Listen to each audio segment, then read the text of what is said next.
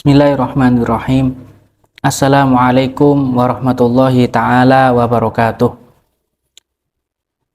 Para pemirsa, para pengikut, dan para pencinta YouTube MZT Malang Raya, alhamdulillah, wassalatu wassalamu ala rasulillah Sayyidina Muhammad ibni Abdillah wa ala alihi wa sahbihi wa mawalah wa la hawla wa la quwata illa billah. Kita masih diberikan kesempatan oleh Allah Subhanahu wa Ta'ala dan masih diberikan kekuatan oleh Allah Subhanahu wa Ta'ala untuk melanjutkan pembahasan kita yang mana sebelumnya pembahasan tentang Kitabut Thaharah dan yang berhubungan tentang Thaharah kita lanjutkan sekarang. Alhamdulillah kita sampai di dalam Kitabus Shalah, yaitu pembahasan yang membahas tentang hukum-hukum yang berhubungan dengan sholat, entah itu sholat yang wajib atau entah itu sholat yang sunnah. Yang mana sholat di sini adalah perkara yang sangat penting, yang mana semua amal kita, amal-amal kebaikan kita, amal sodaqoh, amal yang sunnah, dan amal-amal yang sangat banyak itu bisa diterima ketika sholat kita sudah benar, ketika sholat kita diterima oleh Allah Subhanahu wa Ta'ala. Semoga kita termasuk orang-orang yang diterima sholatnya, termasuk orang-orang yang dimudahkan untuk mendirikan sholat, khususnya sholat-sholat yang wajib, sekalian dibarengi dengan sholat-sholat yang sunnah. Semoga Allah menggampangkan itu semua kepada kita. Amin ya rabbal alamin. Yang mana sholat di sini bahkan dikatakan miftahul jannah. Ya, diibaratkan seakan-akan ketika kita mempunyai amal yang sangat banyak, amal kebaikan yang banyak, tapi tidak dibarengi dengan sholat, seakan-akan kita seperti mempunyai gudang harta yang sangat banyak, ya. Tapi kita tidak mempunyai kuncinya untuk mengambil harta yang ada di dalam gudang tersebut, sehingga sholat ini adalah menjadi kunci untuk supaya kita bisa mendapatkan pahala yang sangat banyak dari ibadah-ibadah yang lain itu.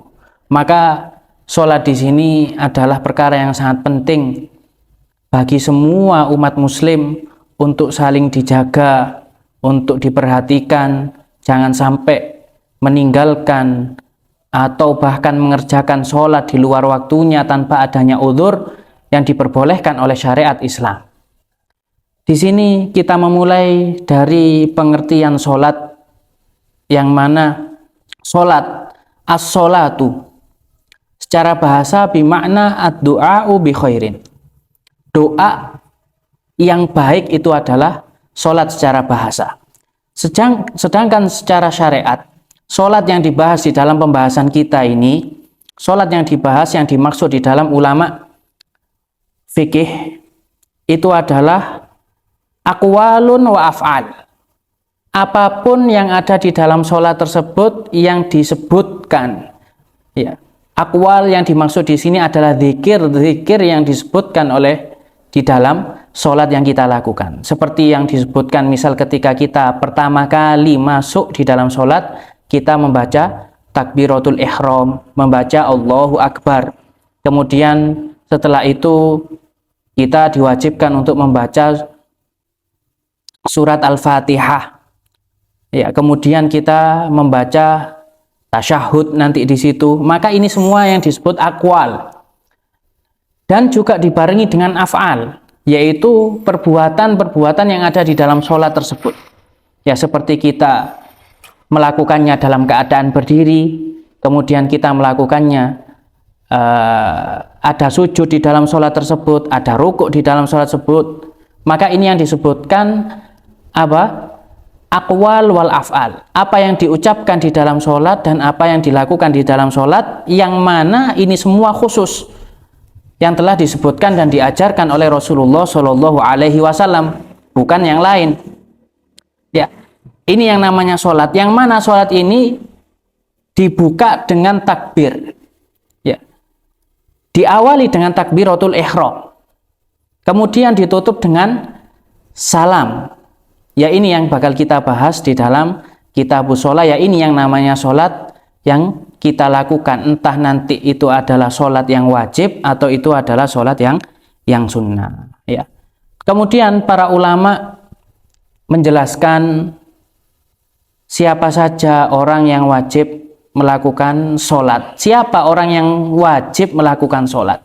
Yang mana di sini mereka para ulama rahimahumullahu ta'ala, mereka telah menjelaskan seseorang itu sudah wajib untuk melakukan sholat ketika mereka sudah mukallaf. Apa itu mukallaf? Mukallaf adalah ketika orang tersebut itu adalah orang yang muslim.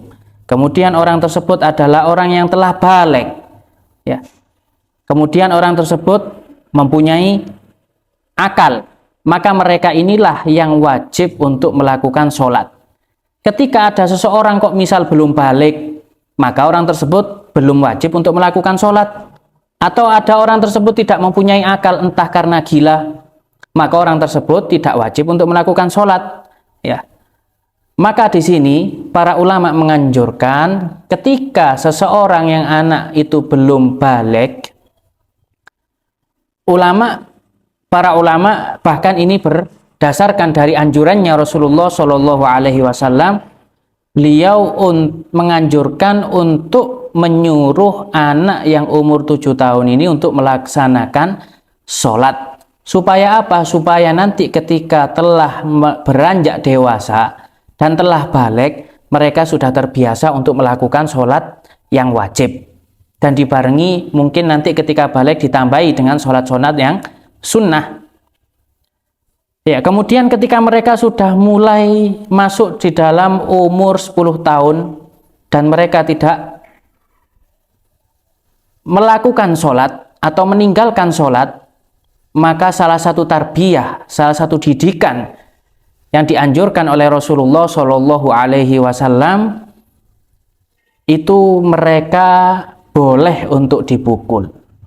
Ya, tapi dengan pukulan yang tidak sampai melukai mereka. Dengan pukulan yang sekiranya bisa memberikan mereka pelajaran untuk tidak meninggalkan sholat. Loh, misal ketika ada pertanyaan, loh, Islam ini kok keras sehingga anak yang masih kecil tidak melakukan sholat aja udah disuruh dipukul. Enggak, ini bukan keras, ini bahkan bentuk dari kasih sayangnya Rasulullah Shallallahu Alaihi Wasallam kepada umatnya. Ya.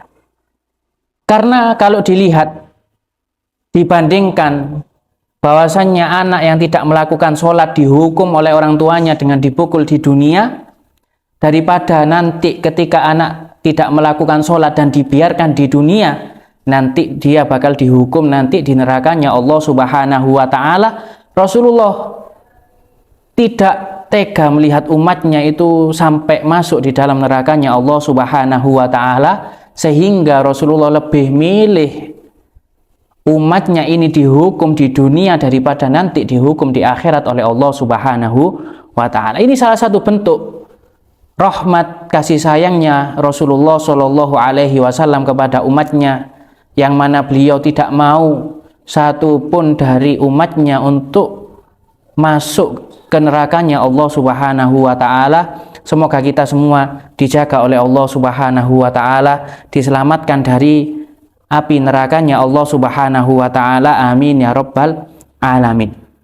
Inilah mereka yang wajib untuk melakukan sholat. Ya. Kemudian sebagian di dalam kitab-kitab yang lain, Kitabus Shalah, mereka memulai dengan menyebutkan di situ udzur orang ketika meninggalkan sholat. Apa saja udzur-udzur yang bisa atau yang mungkin diperbolehkan bagi seseorang tersebut ketika meninggalkan sholat, dia ini tidak berdosa, sebagaimana yang disebutkan di dalam kitab Safinatun Najah dan sekaligus syarah-syarahnya, ya, dan disyarahi oleh mereka para ulama, para fuqaha, rahimahumullahu taala.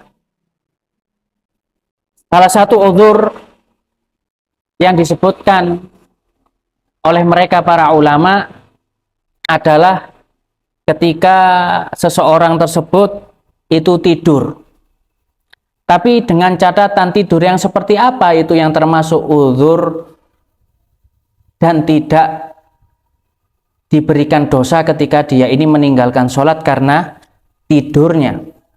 Para ulama telah memperinci, para ulama telah membagi dan menjelaskan tentang yang dimaksud uzur di dalam meninggalkan sholat karena adanya tidur adalah ketika dia ini tidur setelah masuk waktu sholat.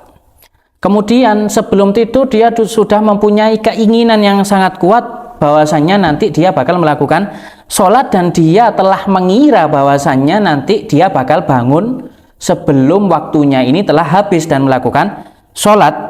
Ternyata tidurnya ini telah lewat dan sampai keluar dari waktu sholat. Maka orang yang seperti ini, orang yang tidur dan sebelum tidur dia sudah mempunyai keinginan bakal melakukan sholat nanti ketika bangun tidurnya, dan dia sudah mengira bahwasanya bangun tidurnya nanti nggak sampai keluar waktu sholat, kok ternyata melebihi dan keluar waktu sholat, maka orang yang seperti ini tidak berdosa karena sholatnya, karena meninggalkan sholatnya karena tidur, dan dia tidak wajib untuk mengqadainya secara langsung, tapi tetap wajib untuk mengqadai sholatnya. Ini yang dimaksud uzur oleh para ulama mereka di dalam pembahasan sholat, yang mana naum atau tidur ini termasuk uzur daripada apa? Meninggalkan sholat. Akan tetapi ketika sholatnya atau ketika tidurnya ini setelah masuk waktu, dan dia sudah mengira bahwasannya ketika nanti kalau dia tidurnya ini bakal menghabiskan waktu sholat. Ya, dia bakal bangun dan dalam keadaan dia sudah keluar dari waktu sholat tersebut dan dia tetap tidur dan belum melakukan sholat. Dan benar ternyata tidurnya ini sampai menghabiskan waktu sholat tersebut, maka orang yang melakukan seperti ini dia mendapatkan dosa. Ya, dan dia wajib untuk mengqadainya secara langsung. Ya, di sini para ulama menyebutkan bahwasanya dia ini mendapatkan dosa yang pertama karena tidurnya, yang kedua karena dia keluar tidak melaksanakan sholat di dalam waktunya. Karena apa? Karena tidurnya. Karena dia sudah tahu dengan tidurnya nanti dia bakal keluar dari waktu sholat dan dia tetap tidur dan belum melaksanakan sholat. Dosa yang kedua karena dia mengerjakan sholat di luar waktunya dan waktunya sudah habis. Maka ini adalah salah satu seseorang yang meninggalkan sholat, dan ini karena tidur, dan tidurnya ini bukan termasuk uzur untuk meninggalkan sholat. Ya. Kemudian uzur yang kedua, atau sesuatu atau seseorang meninggalkan sholat tapi karena adanya uzur yang kedua ini adalah an-nisyan, yaitu karena orang tersebut lalai meninggalkan atau melakukan sholat. Tapi dengan syarat, seseorang yang meninggalkan sholat karena lupa, dia tidak berdosa apabila lupanya dia meninggalkan sholat karena dia ini sibuk dengan sesuatu yang bukan dilarang oleh syariat. Seperti dia misal sudah masuk waktu sholat, kemudian dia sudah beringinan kuat untuk nanti melakukan waktu sholat, tapi dia masih sibuk dengan kerja misal, atau mungkin dia ini sibuk dengan mutolaah, atau dengan mengajar, atau dengan dakwah, sehingga apa yang dia lakukan dengan dakwah atau mengajar atau kerjanya tadi sampai lupa untuk melakukan sholat, dan dia sudah mempunyai keinginan untuk melakukan sholat di awal waktu nanti maka orang yang seperti ini dia termasuk orang yang uzur dan tidak berdosa karena meninggalkan sholatnya karena adanya lupa dan kesibukan yang tidak dilarang oleh syariat tadi. Adapun kalau lupanya dia didasari atau disibukkan oleh sesuatu yang mungkin dilarang, yang dilarang oleh syariat, entah itu sesuatu yang haram atau sesuatu yang makruh, dicontohkan oleh para ulama seperti orang yang lalai melakukan sholat karena melakukan judi misal, atau melakukan hal-hal yang haram yang lain, atau mereka lupa melakukan sholat karena sesuatu yang makruh mungkin, seperti yang dicontohkan para ulama karena mereka bermain sekak atau bermain catur, atau mungkin mereka ini sibuk untuk menyaksikan pertandingan sepak bola, atau mungkin dia ini sibuk untuk bermain game, atau dia ini sibuk untuk melihat film-film atau tayangan-tayangan yang lain, maka ini adalah sesuatu yang dia ini lupanya karena sesuatu yang dilarang oleh syariat, maka ketika meninggalkan sholat dia mendapatkan dosa dan wajib untuk mengqadainya secara langsung. Ya, ini yang disebutkan para ulama tentang penafsilan seseorang itu ketika meninggalkan sholat karena lupa. Apabila lupanya karena sesuatu yang gak dilarang oleh syariat Islam, maka dia ini tidak berdosa dan tidak wajib untuk mengqadainya secara langsung, tapi tetap wajib untuk mengqadainya. Ya. Kemudian ketika lupanya ini didasari karena sesuatu yang dilarang oleh syariat, entah itu sesuatu yang haram, entah itu sesuatu yang makruh, maka dia dengan meninggalkan sholatnya dan lupa dengan hal-hal tersebut, dia wajib untuk mengqadai sholatnya secara langsung dan dia mendapatkan dosa karena lupanya dan sibuk dengan pekerjaan atau kelakuan yang dilarang oleh syariat-syariat tersebut. Ya, kemudian udzur yang selanjutnya bagi seseorang ini untuk boleh meninggalkan sholat dan tidak dosa dengan meninggalkan sholatnya ketika dia mendapatkan udzur musafir. Ya, ketika dia musafir, dia itu mendapatkan keringanan. Syariat Islam memberikan kepada kita ini keringanan bagi orang yang musafir, dan safarnya itu safar yang jauh, yang nanti bakal kita bahas nanti di dalam bab sholat jamak dan qashar. Maka orang tersebut boleh untuk tidak melakukan sholatnya ini di dalam waktunya, entah itu mengakhirkan sholatnya atau itu mengedepankan sholatnya yang nanti bakal kita bahas. Maka ini termasuk rukhsah yang diperbolehkan oleh syariat untuk tidak melakukan sholat tepat pada waktunya, akan tetapi digabung di waktu yang setelahnya atau digabung di waktu yang sebelumnya. Begitu juga yang termasuk udzur, dan bahkan di dalam hal ini tidak diperbolehkan bagi seseorang itu melakukan sholat apabila seorang wanita mendapati waktu haid, atau orang yang setelah melahirkan dia mendapati waktu nifas yang nanti telah disebutkan itu di dalam babul haid, maka orang tersebut tidak diperbolehkan untuk melakukan sholat.